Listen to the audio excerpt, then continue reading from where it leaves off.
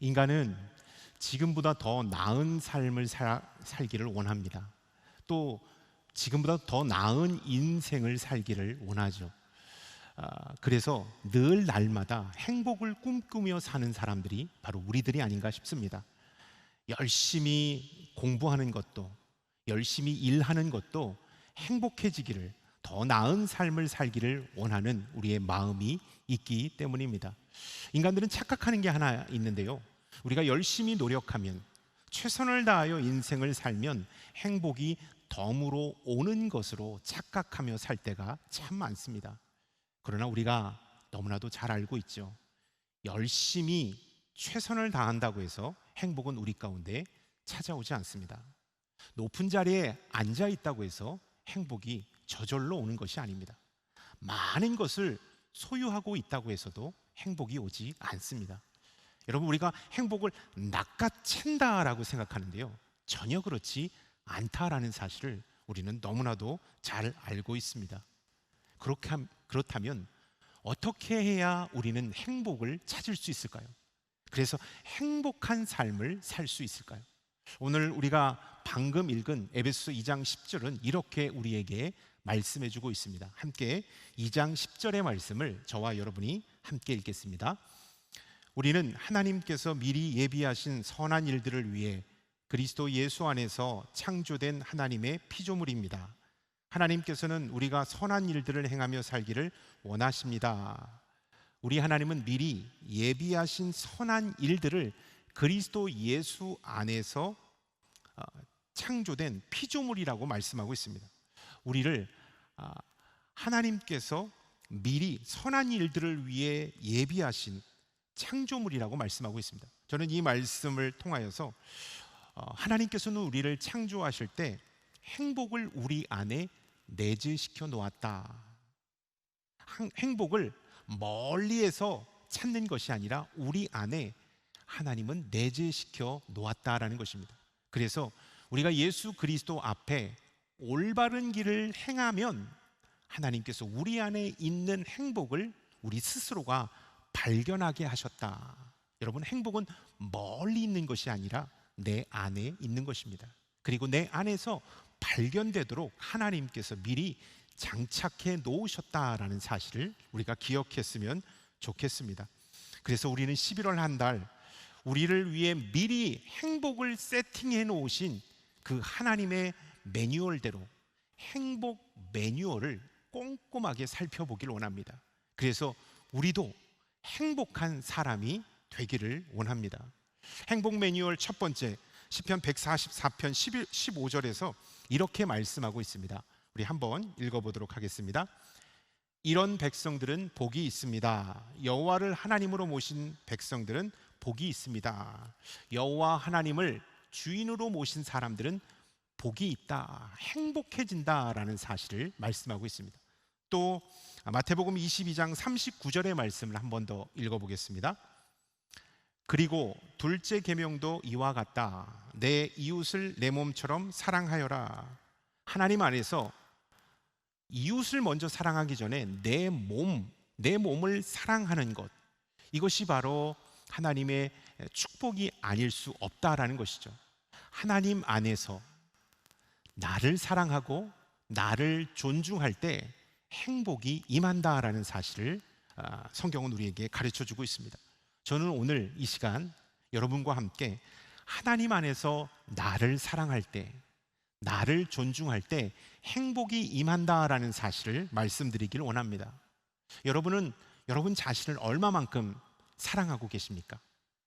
여러분 자신을 얼마만큼 잘 알고 계십니까? 우리는요, 우리가 우리 자신을 너무나도 잘 안다라고 생각하는데 그것은 착각일 때가 참 많습니다. 사실은 나를 잘 모를 때가 참 많아요. 나의 겉모습, 껍질이라고 하면 너무 삭막하죠. 겉으로 드러난 것, 이것은 내가 잘 알 수 있을지 모르지만 나의 속사람, 내가 진짜 누구인지, 내가 어떤 사람인지, 하나님께서 나를 어떻게 지으셨는지를 우리가 모른 채 인생을 살아갈 때가 참 많다라는 것입니다. 그래서 우리는요, 나답게 살지 못할 때가 참 많습니다. 세상이 요구하는 대로 살아갈 때가 참 많아요. 행복은 언제 임하는 줄 아십니까? 하나님께서 나를 창조하신 그 모습 그대로 나답게 살아갈 때 행복이 임한다라는 것입니다. 나답게 살아갈 때 우리 가운데 진정한 행복이 임한다. 그렇다면 나답게 살아가는 것은 어떻게 사는 걸까요? 저는 이렇게 정의하고 싶습니다. 나답게 살아간다라는 것은요, 나를 존중하고 나를 사랑하고 사는 것이다 라고 말씀드리고 싶습니다. 호스피스 전문의인 오츠 슈이치 박사라는 일본 분이 계신데요, 그 박사님께서 참 특이한 책을 하나 쓰셨는데 1000가지 죽음이 가르쳐준 행복한 인생의 3가지 조건이라는 책을 쓰셨어요.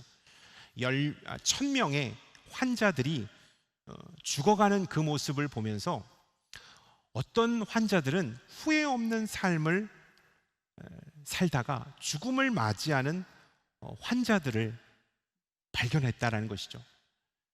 어떻게 후회하지 않고 죽을 수 있는가? 그 슈이치 박사님이 발견한 결과 그들에게는 공통적인 특징이 하나 있었다라는 사실을 말씀하고 있습니다. 이 책에서 죽어가는 사람이 후회 없이 그 죽음을 맞이하는 사람은 3가지의 특징이 있는데, 첫 번째가 나를 사랑하고 나를 존중하는 사람이다라는 것을 말씀하고 있습니다. 나를 사랑하고 나를 존중하는 사람은 살아있을 동안에는 행복을 경험하지만 죽음 앞에서는 후회 없는 삶을 우리에게 허락해 준다라는 사실을 이 책에서 말하고 있는 것이죠. 그렇다면 나를 사랑할 수 있는 방법은 무엇일까요? 여러분, 우리 자신을 우리가 어떻게 사랑할 수 있을까요? 저는 3가지를 여러분에게 오늘 말씀을 통하여 나누기를 원합니다. 첫 번째, 진짜 나를 사랑하려면 하나님 안에서 나를 바라보아야 합니다. 하나님 안에서 나를 바라보아야 진짜 근사한 내가 보이고 그 근사한 나를 내가 사랑할 수 있게 된다라는 사실이죠. 하나님의 눈으로 나를 바라보면 진짜 내가 보입니다. 여러분, 시편 139편 14절의 말씀, 이렇게 우리에게 말씀하고 있는데요, 함께 읽어보도록 하겠습니다. 내가 주를 찬양합니다. 주께서 나를 경이롭게 멋지게 지으셨습니다. 주의 작품은 정말 놀랍습니다. 내 영혼이 너무나 잘 알고 있습니다. 우리를 지으심이 신묘막직하다라고 개역성경은 말씀하고 있죠. 신비하기도 하고 오묘하기도 하다. 그만큼 우리는 특별한 존재로 지음받았다라는 사실을 성경은 말씀하고 있습니다. 하나님은 우리를 특별한 존재로 바라보신다라는 것입니다. 그것이 나의 진짜 내면이라는 사실을 우리가 기억해야 합니다. 사사기에 이 기드온이라는 인물도 이러한 비슷한 체험을 했죠. 기드온은 미디안 사람들에게 들키지 않으려고 포도즙 짜는 통 속에서 밀타작을 하고 있을 만큼 겁쟁이였습니다. 비겁한 사람이었습니다. 그러나 그에게 하나님의 천사가 나타나서 이렇게 말씀하죠. 그대 용맹스러운 용사여, 너는 전사다 라고 말하고 있습니다. 내가 너를 통하여 미디안 땅에서 이스라엘 백성들을 구원하기를 원한다라는 메시지도 함께 전합니다. 하나님이 기드온을 바라보는 시각은요, 겁쟁이가 아니었습니다. 용사였습니다. 용맹스러운 용사라고 하나님은 말씀하고 있습니다. 여러분, 우리가 우리 자신을 사랑하려면 하나님께서 나를 바라보시는 시각으로 나를 만나야 한다라는 것입니다. 세상이 규정한 세상이 규정한 나로 나를 바라보면 우리는 열등한 존재입니다. 우리는 아주 나약한 존재라는 것입니다. 너는 좋은 부모 밑에서 태어나지 않은 흙수저잖아. 넌 좋은 대학 다니지 못했잖아. 너 연봉 많지 않잖아. 네가 사는 아파트는 평수가 작잖아. 네가 타고 다니는 자동차는 배기량이 너무 작은 자동차야. 고로 너는 인생의 루저야. 인생 실패자야. 성공한 사람이 아니야 라고 세상은 우리를 규정짓습니다. 여러분, 세상이 규정한 나를 바라보며 우리가 자책할 때가 참 많았지 않아요? 그래, 내 인생 잘못 살았어. 열심히 산다고 샀는데 나는 이 조그만 아파트에서 살고 있잖아 라고 나를 자책하며 나를 열등한 존재로 우리가 여길 때가 참 많았습니다. 세상이 규정한 나를 바라보며 우리는 행복과는 먼 인생을 살았던 것이 사실이라는 것이죠.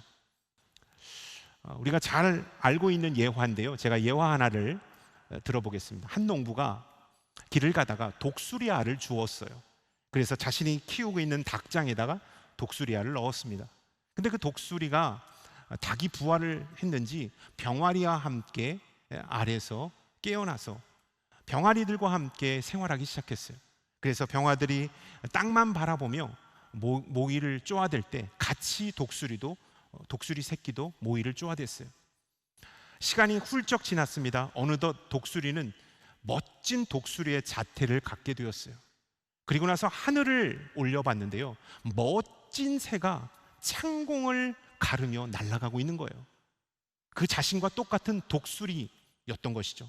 그 새를 바라보면서 야, 정말 멋있다, 나도 저렇게 한번 날아봤으면 좋겠다라고 크게 넋을 잃고 하늘을 나르는 독수리를 쳐다보고 있을 때 옆에서 알을 주워온 농부가 너는 닭이 아니야, 너는 독수리야, 너도 저 새처럼 그렇게 창공을 날 수 있단다, 한번 날아봐라 라고 안타깝게 그 독수리를 향하여 외쳤지만 그 독수리는 그 말을 이해하지 못했어요. 몸은 벌써 닭처럼 굳어 있었고 날개짓을 할 수 있는 훈련을 받지 못했기 때문에 그냥 보이는 것은 독수리였지만 그는 닭으로 전락해 있었다라는 것이죠. 여러분, 우리도 마찬가지인 것 같아요. 세상이 우리를 규정할 때 우리는 나약한 존재, 열등한 존재, 별 볼 일 없는 사람이라고 여깁니다. 그러나 하나님은 그렇지 않다라는 것입니다. 하나님은 우리를 독수리로 바라본다라는 것입니다. 창공을 가로지르며 하늘을 날아보라고 말씀하고 있다라는 사실입니다. 여러분, 어느 시선으로 우리 자신을 바라보고 있나요? 세상이 규정한 나로 인하여 열등감을 호소하고 있습니까? 하나님께서 바라보는 시선으로 여러분을 바라볼 수 있기를 바랍니다. 그리할 때 근사한 사람을 만나게 될 것입니다. 그가 바로 하나님이 창조하신 우리 자신이라는 사실을 여러분 꼭 기억할 수 있기를 바랍니다. 아멘. 두 번째, 나를 사랑하려면 저는 이렇게 여러분에게 말씀드리기를 원합니다. 껍데기를 버리십시오. 타이틀을 버리십시오. 제가 아는 한 목사님이 하와이 코나에서 DTS 훈련을 받고 오셨어요. 그리고 나서 하시는 말씀이 해외에 나가 보니까 한국 사람과 외국인들의 차이를 느낄 수 있다고 이렇게 얘기하더라고요. 한국 사람들은 자기를 소개할 때 되게 어색하대요. 그리고 소개를 잘 못한대요. 쭈뼛쭈뼛하고 저는 나이가 어떻고 학교는 어떻게 졸업했고 전공은 뭐고 아들은 뭐고 이렇게 그냥 나를 둘러싼 겉 타이틀, 그 포장만 줄 얘기하다가 진짜 내가 누구인지를 얘기하지 않는다고 합니다. 근데 외국 사람들은 다르대요. 내가 어디 학교 나왔고 어느 곳에 살고 우리 부모님은 누구고 이러한 겉의 이야기를 하는 것이 아니라 내가 누구인지, 내가 무엇을 찾고 있고 무엇 때문에 행복하고 있고 나는 무엇 때문에 인생을 사는지 자신에 대하여 정확하게 자세하게 이야기를 풀어내는 것을 보고 야, 그렇구나, 우리가 나라고 표현하는 것은 겉 타이틀이었구나, 겉 껍데기였구나, 완장이었구나 라는 것을 이 목사님이 깨달았다고 합니다. 여러분, 포장지가 예쁘다고 해서 선물이 좋은 것은 아니죠. 포장지를 예쁘게 포장한다고 해서 이 알맹이가 좋은 것은 아닙니다. 본질이 좋아야 진짜 좋은 거예요. 근데 우리는 겉 포장에 너무나도 신경을 많이 썼어요. 그래서 화려한 스펙, 수려한 외모, 빵빵한 배경을 나라고 착각하고 그것을 가꾸는데 혼신의 힘을 기울였습니다. 여러분, 그것은 타이틀입니다. 그것은 겉껍데기입니다. 내가 아니라는 것이죠. 그렇기 때문에 진짜 나를 사랑하려면 내가 갖고 있는 모든 이 타이틀을 벗어 던져야 합니다. 내가 회사의 부장이고, 내가 어느 학교 학생이고, 내가 어떠한 직책이다라는 이 타이틀을 벗고 진짜 내 속사람과 대면할 때, 진짜 나와 만날 때 우리는 나를 사랑할 수가 있게 된다라는 것입니다. 정년 퇴임하시고 약간 갑자기 우울증에 시달렸던 한 성도님과 몇 주 동안 이야기를 나누면서 그분에게 그 어려움에서 헤어날 수 있는 길을 가르쳐 준 적이 있습니다. 그분은 정말로 엘리트 코스를 밟으신 분이셨어요. 어릴 적 정말로 가난한 집안에서 개천에서 용나는 그러한 놀라운 능력을 보이셨던 분이 그분이었어요. 시골에서 좋은 대학을 들어갔고 대기업에 입사했고 승승장구해서 그곳에서 임원으로 계실 때에 자녀들도 다 출가하고 시집장가 보낸 다음에 안정적으로 직장 생활하다가 은퇴하신 분이셨어요. 근데 그분에게 어떻게 갑자기 우울증이 찾아왔을까? 정체성의 혼란이 찾아왔을까? 저는 제일 처음에 이해가 되지 않았습니다. 근데 그분과 대화를 나누면서 저는 그렇게 될 수밖에 없었구나라는 것을 깨닫게 되었어요. 그 성도님의 어머니 아버지는 어렵고 힘든 시기에 태어나서 자식만큼은 잘 가르쳐야지, 정말로 공부 잘하는 아들로 키워야지라는 그 일념으로 아이들에게 다 모든 것들을 쏟아 부었어요. 그분에게 모든 것들을 다 쏟아 부었어요. 어릴 적부터 엄청난 부담감을 안고, 부모의 큰 기대와 부담감을 안고 열심히 성실하게 공부만 했다고 합니다. 옆에를 돌아볼 여유가 없었다고 말합니다. 어머니 아버지가 거는 기대가 너무나도 컸기 때문에 저는 그냥 열심히 앞만 보고 달려갔다는 거예요. 내가 무엇을 좋아하고 무엇을 싫어하고 어떤 사람이 되고 싶은가라는 생각조차 없이 그냥 부모님이 원하시는, 부모님이 바라시는 그러한 나를 만들어가며 열심히 달려왔다고 합니다.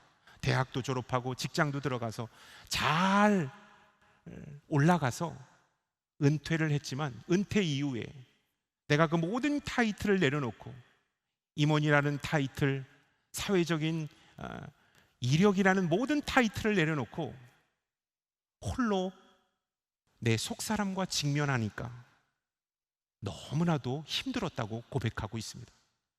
저는 진짜 나와 대면하고 나서 너무나도 힘들었습니다.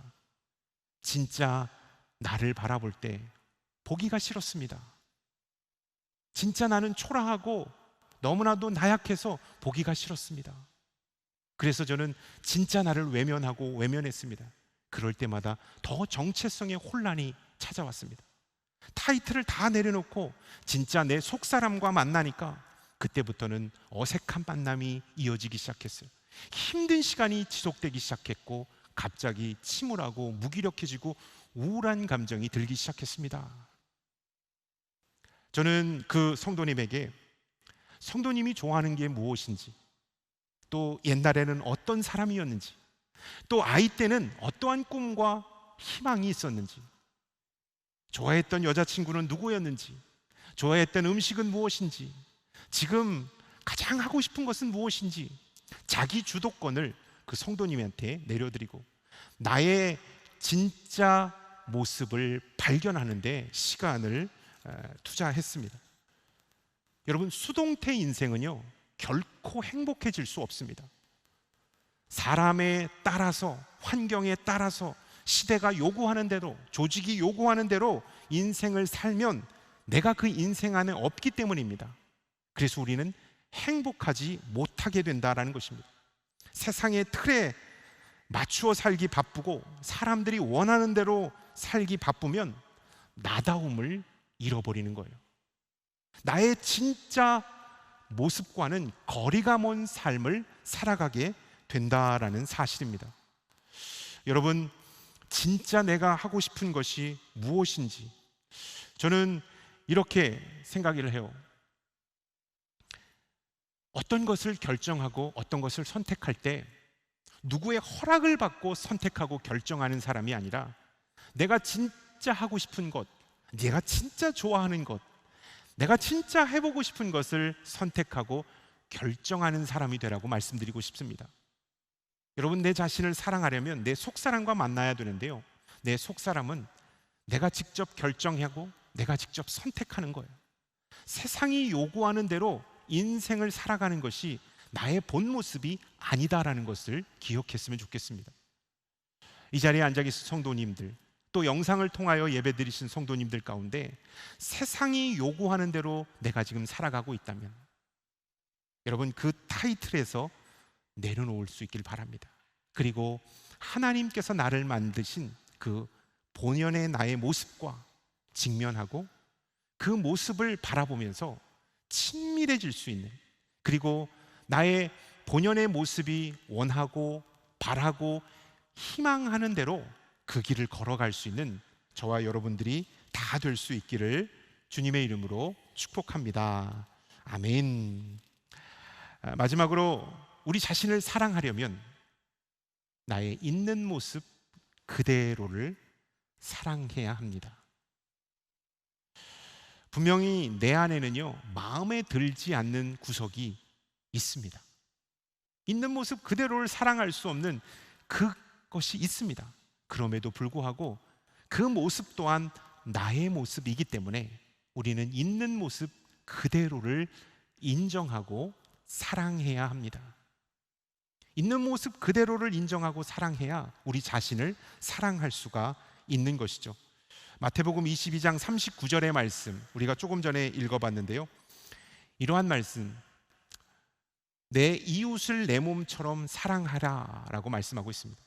여러분, 이 말씀, 내 몸을 사랑하는 것처럼 내 이웃을 사랑하라 라고 말씀하고 있습니다. 우리가 우리 자신을 사랑하는 것이 자연스러운 것이고 창조 질서에 맞다라는 말씀입니다. 그리고 우리가 우리 자신을 사랑할 때 건강하고 행복한 삶을 살 수 있다라는 것입니다. 뿐만 아니라 우리가 우리 자신을 사랑하고 아낄 때에 다른 사람도 사랑할 수 있는 그러한 능력이 임하게 된다라는 사실을 우리가 이 말씀 속에서 깨달았으면 좋겠습니다. 근데 우리는요, 있는 모습 그대로를 인정하지 않습니다. 사랑하지 않아요. 내 안에 있는 모난 그 부분, 감추고 싶은 그 부분, 정말로 사람들에게 들키고 싶지 않은 그 부분을 인정하지 않습니다. 못난 사람이라고 여기죠. 열등한 사람이라고 여깁니다. 여러분, 있는 모습 그대로를 내가 인정하지 않고 내가 존중하지 않으면 나를 사랑할 수가 없게 된다는 것입니다. 많은 사람들이요, 내 자신을 사랑하지 못합니다. 그리고 잘나고 멋진 사람을 쫓아가는데 시간과 에너지와 돈을 투자할 때가 참 많아요. 염세주의자였던 쇼펜하우어는요, 이렇게 말했더라고요. 우리는 다른 사람과 같아지기 위해 삶의 질 4분의 3을 빼앗기고 있다.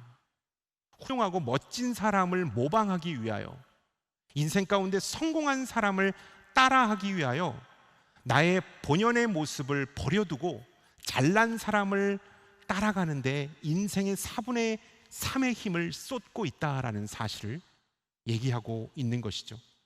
대부분 우리의 시간, 돈, 에너지는요, 성공하는 사람을 쫓아가는데 투자하지 나의 있는 모습 그대로를 인정하고 존중하는데 쓰지 않는다라는 것을 발견하게 됩니다. 우리에게 이렇게 희망 고문 시킬 때가 참 많아요. 정하나, 5년 뒤, 10년 뒤 네가 너의 모난 부분을 잘 메이크업하고 성공하면 내가 너를 인정해 줄게. 우리 자신한테 말이죠. 내가 너를 칭찬해 줄게.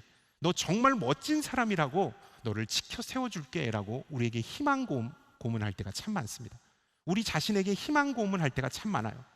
여러분, 지금도 나를 인정하지 않는데 10년 뒤에 성공한들 나를 인정할 수 있겠습니까?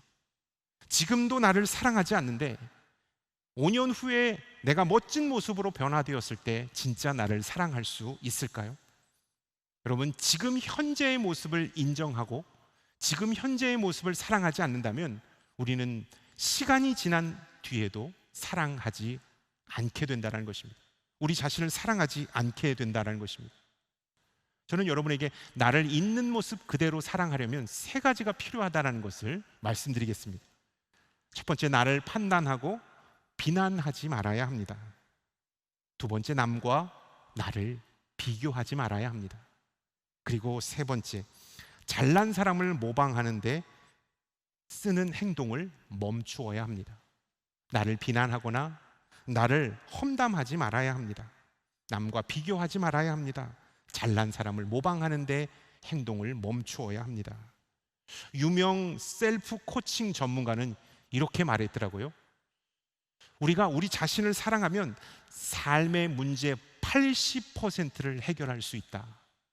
내가 내 자신을 있는 모습 그대로 사랑하고 인정해주고 존중해줄 때 우리는 우리의 삶에 드리워진 삶의 문제 80%를 해결할 수 있다라고 말하고 있습니다. 저는 첫 번째, 행복해지는 방법 첫 번째, 하나님 안에서 나를 사랑하고 존중해 줄 때 우리 가운데 행복이 발견된다라는 사실을 여러분에게 말씀드리기를 원합니다. 하나님께서는 행복을 우리 안에 감추어 놓으셨습니다. 우리가 우리 자신을 사랑하고 존중해 줄 때 행복이 묻어나도록 하나님께서 세팅해 놓으셨던 것이죠. 믿음의 눈으로 나를 바라보십시오. 하나님의 눈으로 나를 바라보십시오. 겉에 보이는 타이틀이 아니라 속사람과 직면하십시오. 그리고 지금 있는 모습 그대로를 인정하고 사랑해 주십시오. 그리할 때 진짜 나를 사랑할 용기가 생길 것입니다. 그때 우리 가운데 그토록 보이지 않던 행복이 우리 안에서 발견되어지게 될 것입니다. 행복하고 싶습니까? 하나님 안에서 여러분들을 진심으로 사랑할 수 있기를 바랍니다. 아멘. 기도하겠습니다. 사랑의 하나님, 하나님 안에서 나를 사랑하고 있는 모습 그대로 존중하며 내 속사람과 만나는 축복을 허락하여 주시옵소서. 그리하여 행복한 삶이 우리의 삶이 될 수 있도록 은혜를 내려 주시옵소서. 이 모든 말씀 예수 그리스도의 이름으로 기도드렸습니다. 아멘.